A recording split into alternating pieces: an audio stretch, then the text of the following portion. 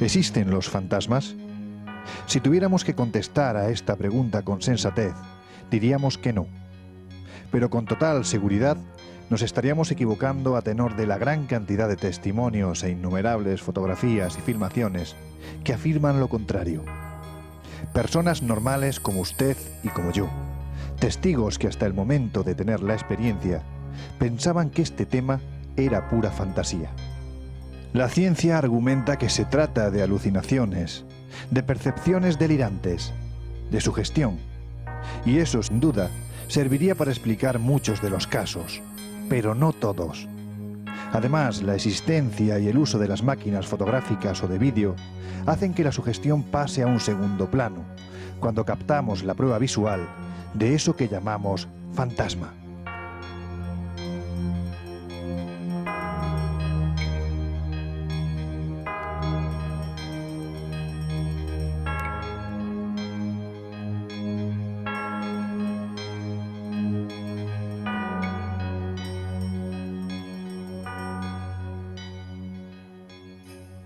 Por lo tanto, la cuestión no es si existen o no, sino qué son los fantasmas.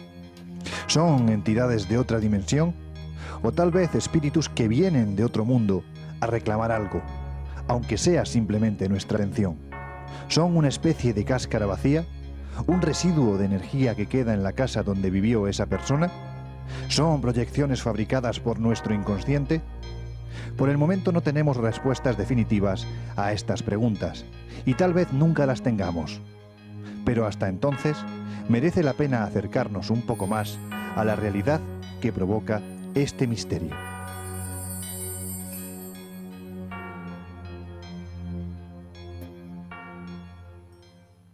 Pues los fantasmas, según la parapsicología, son aquellas personas fallecidas que por muchísimas razones vuelven a nosotros. Tienen un comportamiento inteligente, conocen siempre al testigo y el testigo les conoce a ellos. Yo te diría que es que no todos los fantasmas son lo mismo. Es decir, el fantasma propiamente dicho, ya te he dicho la definición, es alguien fallecido que vuelve. Sin embargo, hay fantasmas de vivos, hay espectros que son remanentes que permanecen en un lugar donde ha habido unas vivencias o unos acontecimientos muy fuertes, tanto de amor como de odio, como de tragedia en general, y que parece como si quedaran en suspensión. Entonces, la persona que entra y que tenga una cierta capacidad de decodificar esa información latente que hay ahí, pues lo que hace es ver. Pero lo que ve son personajes que son reiterativos, como trozos de películas antiguas, que no hacen caso del espectador y que se supone que repiten lo que ellos hicieron en épocas antiguas o más o menos en el tiempo, en ese mismo lugar. Como ves, son dos comportamientos diferentes.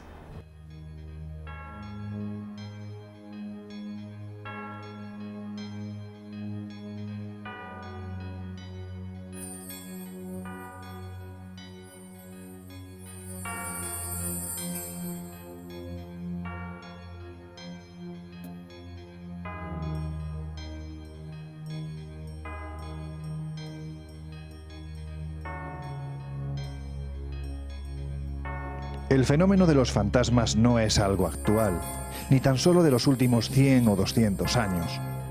Algunas apariciones son tan antiguas y respetables como la que contiene el libro primero de Samuel del Antiguo Testamento. En el relato bíblico, el rey Saúl, preocupado por la inminente batalla contra los filisteos, acude a la hechicera de Endor para que invoque al espíritu de Samuel y le diga qué va a suceder. Ante la llamada de la nigromante y el espanto de todos los presentes, el espectro de Samuel se presentó anunciando la derrota del rey Saúl, como más tarde habría de suceder.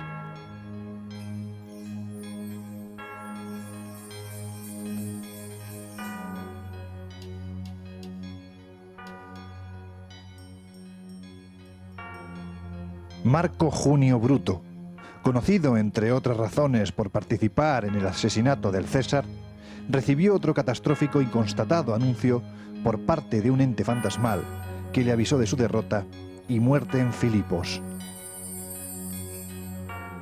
Pero evidentemente no todas las apariciones de fantasmas anuncian hechos desafortunados.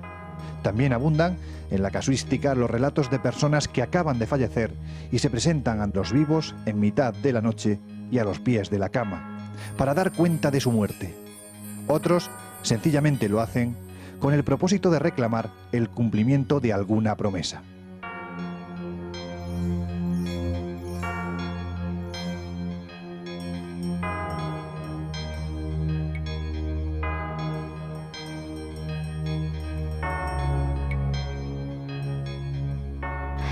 En general, casi siempre vienen a ayudarnos o a darnos algún tipo de información. Puede ser para decirnos sencillamente que están muy bien, que no nos preocupemos. Esos son estos personajes que tú bien dices, que aparecen a los pies de la cama con un cierto halo luminoso, que pueden aparecer incluso como más jóvenes, más radiantes, sin las lacras de la enfermedad que les ha llevado a la muerte, porque claro, una vez que llegas al otro lado, las enfermedades las dejas aquí. Entonces parece ser que ellos tienen una apariencia completamente, como te digo, radiante y maravillosa. Vienen para decirte que están bien, vienen para darte alguna información que tú necesitas para seguir tu vida diaria. Imagínate que no sabes dónde hay un documento esencial para ventilar la herencia o para decir que ha dejado un hijo natural del cual tú no tienes ninguna noticia. Son responsabilidades que cuando llegas al otro lado te das cuenta de que no has cerrado. Entonces pueden venir para darte esos datos que tú necesitas o, como te digo, sencillamente para decirte no te preocupes que estoy muy bien. Y no faltan los que se dejan ver para aterrorizar a quien en vida les jugó una mala pasada. Este parece ser el caso de Mariamne, una de las esposas de Herodes el Grande, a la que éste mandó asesinar. Sin dejar de creer en la veracidad de alguna de las narraciones o testimonios, lo cierto es que existen un buen número de leyendas que, cuanto menos, poseen tintes románticos. De hecho, parece ser que ambientes sugestivos como ruinas, castillos o casas abandonadas, entre cuyos muros con total seguridad se vivieron acontecimientos dramáticos o sangrientos, resultan ser lugares más propicios para las apariciones de entes fantasmales. Tampoco faltan las apariciones de personajes ilustres. Posiblemente la más famosa sea la de la reina Isabel I de Inglaterra, cuyo fantasma ha sido visto por numerosos testigos recorriendo las estancias del Palacio de Richmond, donde falleció en 1603.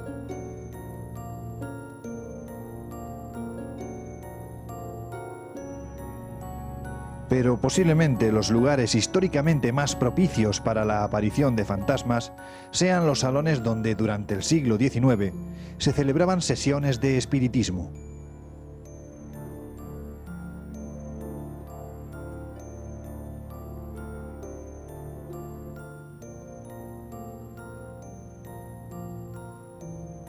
Si bien es cierto que con la aparición de la fotografía se intentaron acreditar numerosos montajes como auténticos, no todas las instantáneas obtenidas de fantasmas fueron falsas.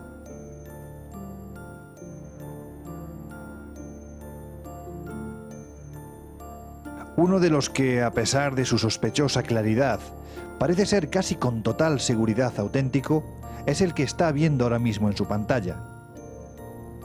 Se trata del fantasma de Katy King, un espíritu que se materializaba durante las sesiones de la medium Florence Cook, una de las más célebres de Inglaterra y la primera que consiguió materializar un cuerpo humano completo. Pero lo que hace de este caso uno de los más interesantes en la historia del espiritismo es que las sesiones eran celebradas bajo el control de Sir William Crookes, uno de los científicos ingleses más prestigiosos, que recibió el Premio Nobel de Química en 1907. Dado el asombroso parecido entre la medium Florence Cook y el fantasma de Katy King, lo lógico es pensar que ambas eran la misma persona. Sin embargo, el científico certificó que no era así y que existían notables diferencias. Además, como muestran las fotografías obtenidas y analizadas en repetidas ocasiones, Crookes tuvo la oportunidad de verlas juntas durante una de las sesiones y hasta fue fotografiado junto al espíritu materializado. Por lo tanto, y hasta que se demuestre lo contrario, las fotografías del fantasma de Kathy King podemos considerarlas como auténticas.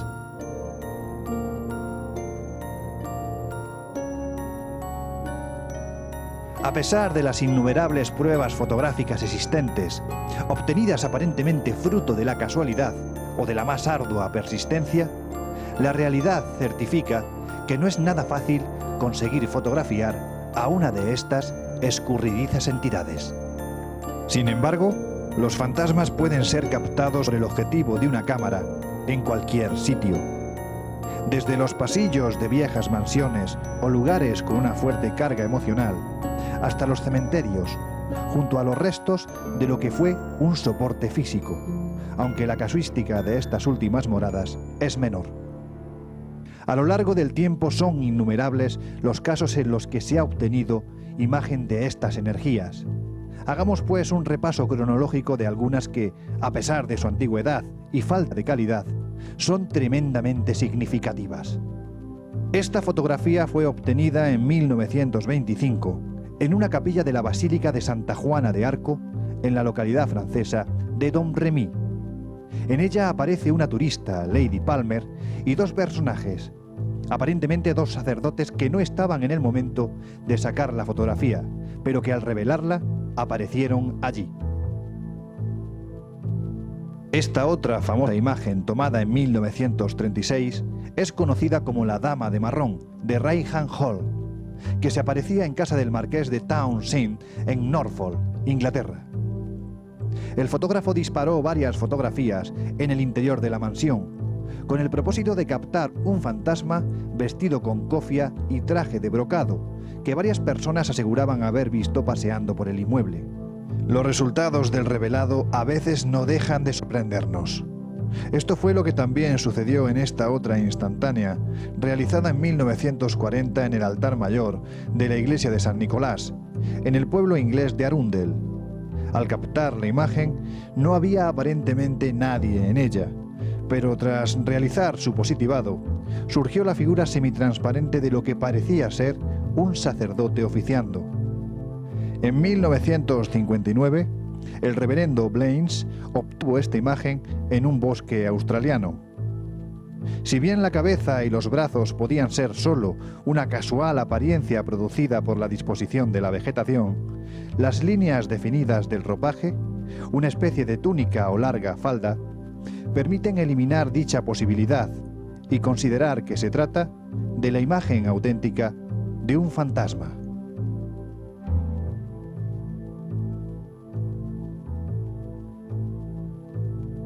Fácil de identificar fue el fantasma de esta siguiente fotografía. Se tomó el 22 de marzo de 1959 en la localidad inglesa de Innswick. La señora Chinnery solo pretendía fotografiar a su marido, sentado al volante, pero nuevamente al revelar la imagen apareció claramente un señor en el asiento de atrás del automóvil. Era su propio padre, fallecido años atrás.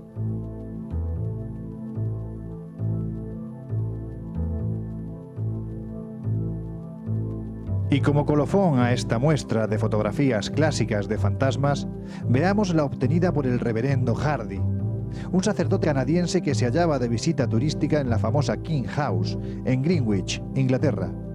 Se trata de un fantasma a la vieja usanza, con sudario blanco y todo. Cabe prestar atención a la extraordinaria longitud de su brazo derecho, que se encuentra apoyado en la barandilla.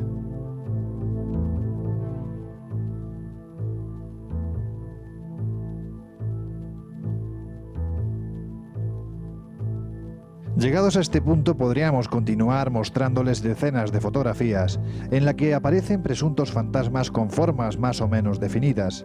Sin embargo, y a pesar de haber pasado el tamiz de la actual investigación, no son pocos los negadores que siguen dudando de su autenticidad, tal vez porque ellos no han logrado obtenerlas.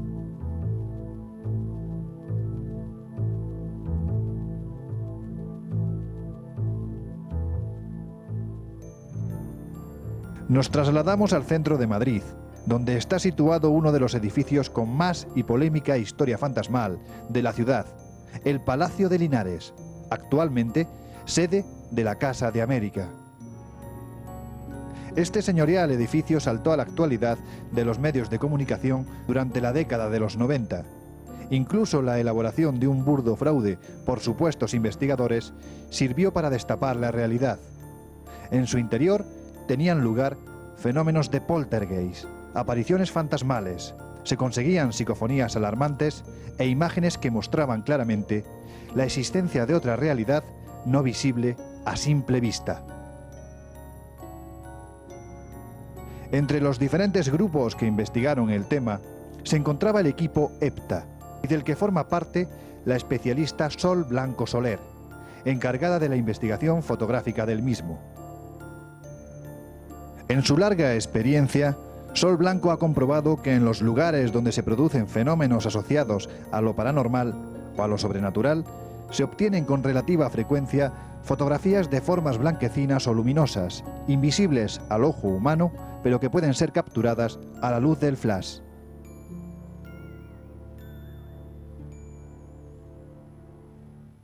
Esto se dijo muy poco cuando la investigación. Nosotros investigamos el Palacio de Linares de mayo a casi a diciembre de 1989.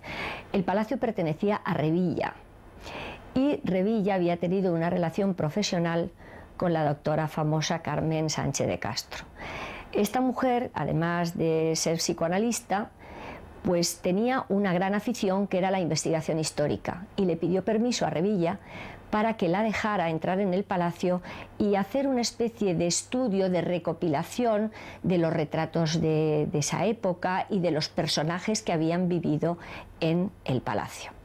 ¿Cuál no sería su sorpresa cuando un día que estaba visitando el palacio junto con el vigilante, porque en aquella época estaban los de Prosegur, pues sintió tal empujón al entrar en el dormitorio que había sido de la marquesa de Linares, que se asustó mucho porque ya nunca se había asomado a estos fenómenos paranormales. Llama al padre Pilón y le dice: mire padre, yo no sé si verdaderamente yo estoy trastornada, pero me ha pasado esto. ¿A usted le importaría dedicar un poco de su tiempo a averiguar qué hay en este palacio para haber notado yo este efecto físico al entrar en el dormitorio de la marquesa? Pilón nos convocó a todo el grupo EPTA y nos dijo que teníamos que, naturalmente, establecer una pauta, porque claro, un edificio que tiene muchísimas habitaciones, como sabes, pueden haber a lo mejor 300 habitaciones entre los 3 pisos que tiene el palacio estaba sin luz eléctrica, el palacio estaba completamente pues como dormido en el tiempo, cubierto por una pátina de polvo, era atractivísimo entrar allí. Y ahí entramos un día de junio y estuvimos, como te digo, mañanas, tardes y noches investigando el palacio a todos los niveles, es decir, campos magnéticos, campos terrestres, barridos fotográficos, barridos de vídeo, sensitivos que convocamos nosotros para poder pues establecer un poco qué había pasado en ese palacio para que ocurriera algo.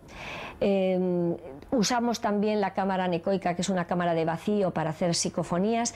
Nosotros no tuvimos casi éxito en las psicofonías porque, claro, las hacemos con unas medidas de seguridad tan enormes para que no entre ningún ruido exterior en la posible grabación, que solamente grabamos música de órgano en la capilla y una vocecita que nos salió en una de ellas diciendo Susi, Susi. Eso es todo lo que hicimos. Al final de nuestra investigación redactamos un informe bastante importante. Ya a final de nuestra investigación ya había cambiado de manos el palacio y entonces una copia de esto se lo dimos al Ayuntamiento de Madrid, que no sé ni dónde lo tendrá ni qué habrá hecho con él.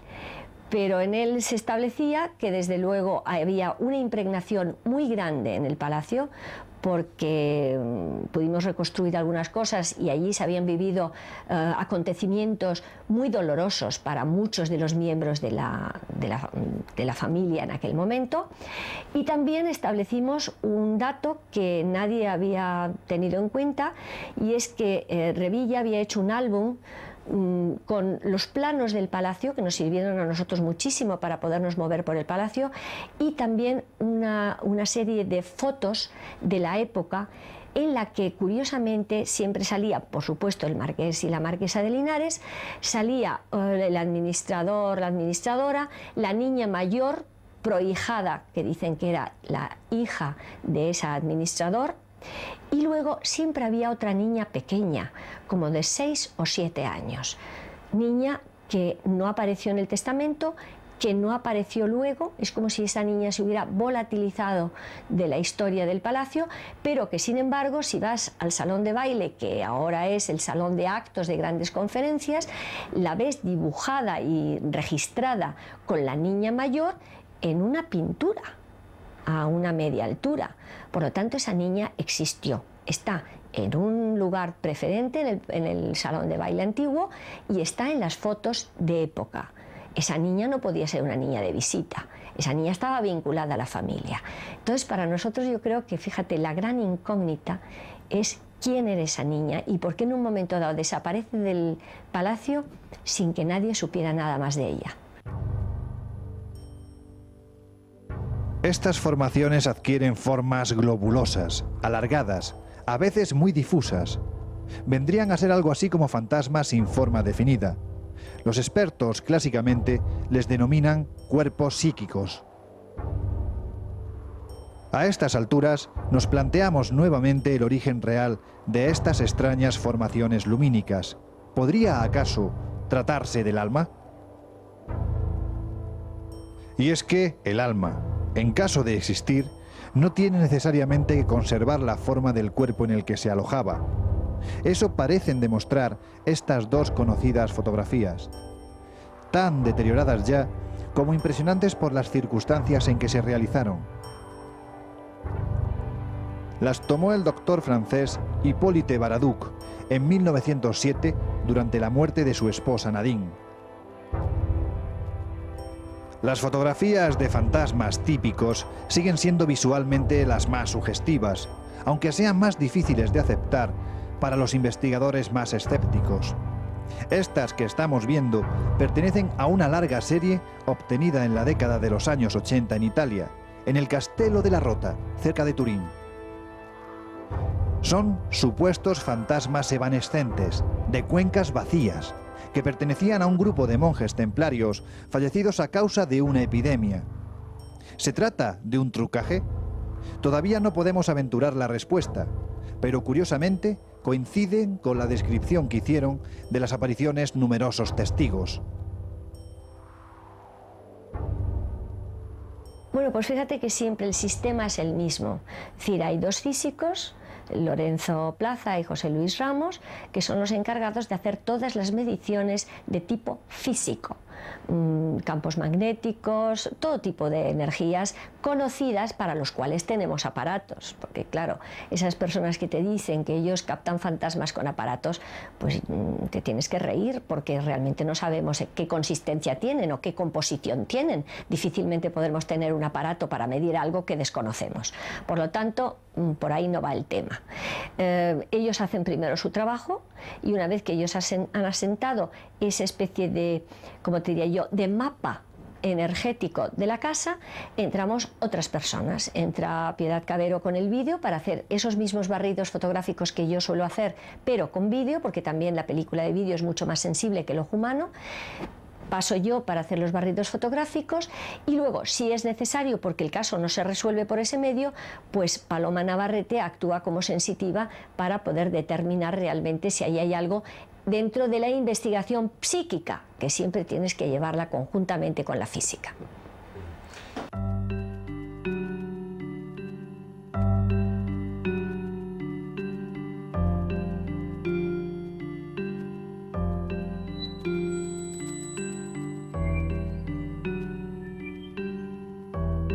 La próxima fotografía no procede de un lugar solitario o siniestro, sino todo lo contrario. Fue tomada en París, en agosto de 1993, por una turista española, Raquel Cantero. Se trata de una más entre las muchas fotografías que hizo durante el viaje. La película utilizada era normal, de 100 ASA. Ni ella ni su acompañante notaron nada extraño en la fachada de la iglesia de Notre Dame, que acababan de fotografiar y continuaron su recorrido por París. Tras su vuelta a España, ni siquiera cuando revelaron el carrete fotográfico se dieron cuenta de un detalle que tal vez ustedes ya hayan observado. Fue pasado el tiempo cuando descubrieron que en la fotografía había un personaje. Véanlo ahora con más detenimiento. Está allá arriba, en una de las torrecillas que rematan los contrafuertes. En su día, el doctor Jiménez del Oso y un equipo de expertos analizaron concienzudamente el negativo junto con el resto del carrete, y su veredicto fue que no había manipulación alguna. Se trata de una figura, aparentemente dotada de luz propia, casi fluorescente, que parece estar observando la ciudad desde allí en lo alto. Incluso si uno pone un poco de imaginación, pueden distinguir una peluca blanca y el atuendo de alguien perteneciente al siglo XVII o XVIII. Es, sin duda, la fotografía auténtica de un fantasma, sea lo que sean los fantasmas.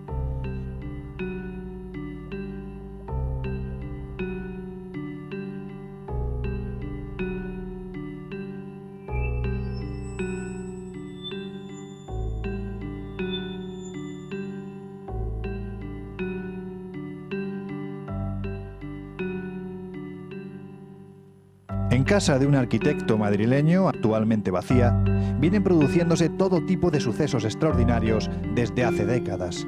En su momento, el ya citado grupo EPTA de investigación estuvo allí, y Sol Blanco Soler nuevamente obtuvo fotografías en las que esas formas luminosas, a veces esféricas y otras fusiformes, se dejaron captar por la cámara. Alguna de ellas es especialmente brillante, y como todas las que hemos visto hasta ahora, totalmente inexplicables desde un punto de vista técnico.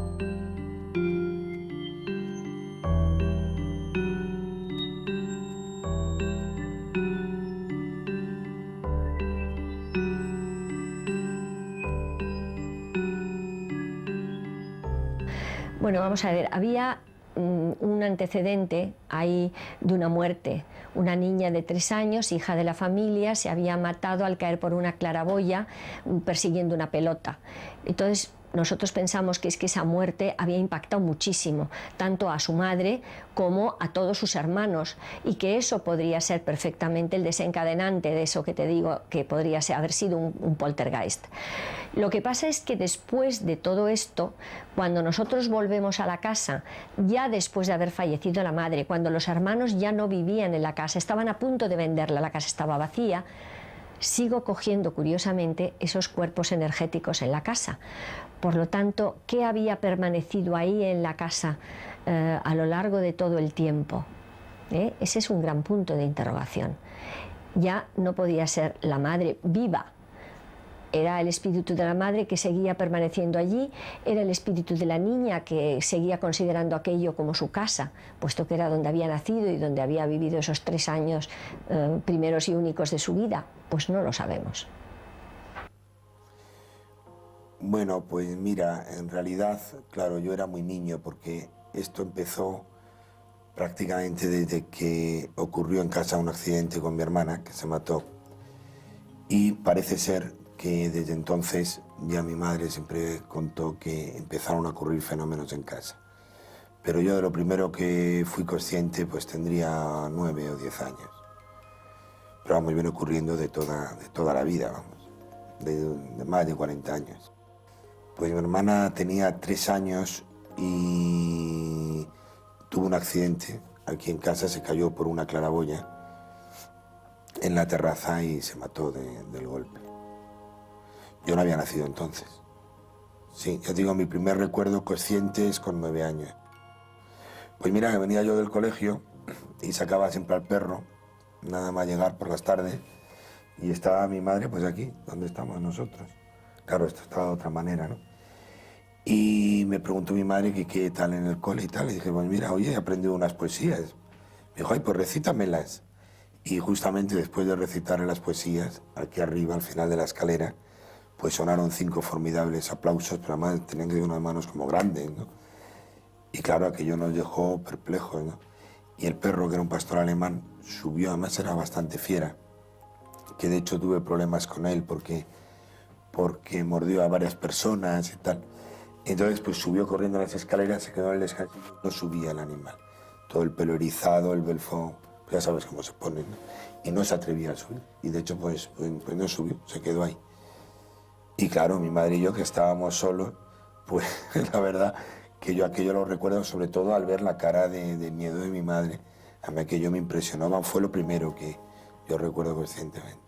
Curiosamente, también una especie de sol en el arranque de la escalera, también como dos figuras, como te diría yo, como que están en movimiento siempre, es decir, son como unas columnas de luz formadas, si te das cuenta, como por pequeñas lentejas que se mueven. Entonces ese efecto de movimiento es el que hace que tú, cuando captas ese instante, es como si fuera una columna de luz, pero que realmente yo creo que es la velocidad que lleva ese cuerpo energético en su desplazamiento. En una de las habitaciones de arriba también.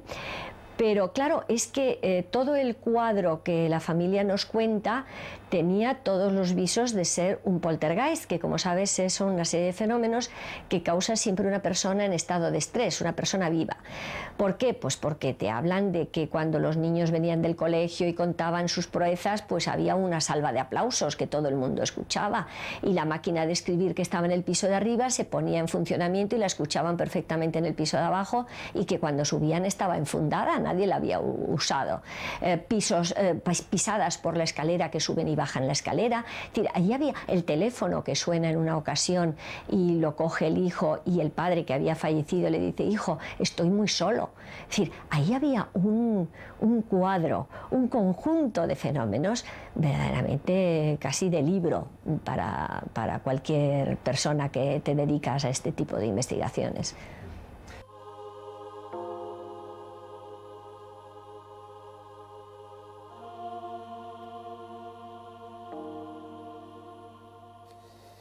Y curiosamente, pues en una de las ocasiones, bueno, comentarte que mi padre había fallecido como 6 o 7 meses antes, bueno, de enero a julio sería, sí, como 6 meses.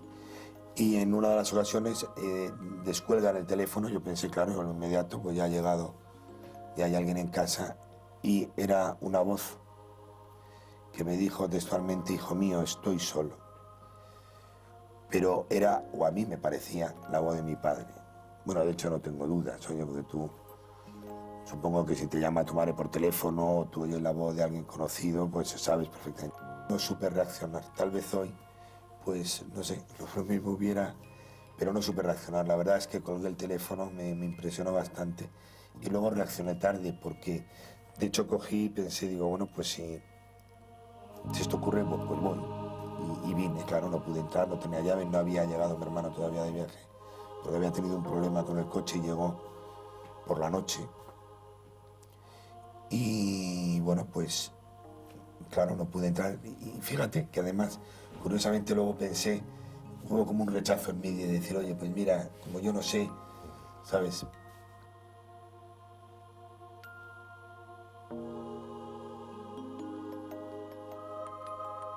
Ella se echa del salón, desplazarse, sí, sí. Yo no sé, además es un tema muy estudiado ya desde hace muchos años, pues por distintos grupos de parapsicólogos, y luego hemos investigado también pues a nivel de energía, de campos magnéticos, de fotos, y bueno, y de hecho pues sigue el fenómeno produciéndose. Lleva ya la caza cerrada varios años, y en las últimas investigaciones pues siguen saliendo, seguimos detectando fotografías.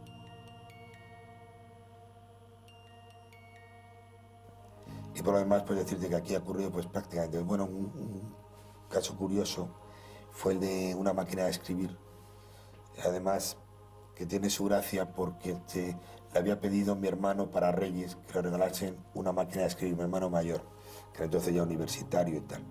Y entonces, pues yo que compartía habitación con él estaba con su máquina eléctrica, no dejaba que la tocase nadie, ¿no? Y una tarde aquí pues estaba la máquina sonando. Y claro, como estaba él aquí con mi hermana, pensó que era yo. Y empezó: que deje la máquina, que te voy a dar 2 tortas y tal, ¿no? Chillando, pues, y como la máquina seguía sonando, pues subió, dispuesto a cortar, a que no tocase su máquina. Y claro, cuando entró a la habitación no había nadie en en nuestro dormitorio estaba la máquina incluso pues con su funda y tal. No sé, por eso te digo que ha habido cosas, bajarse y cerrarse las persianas.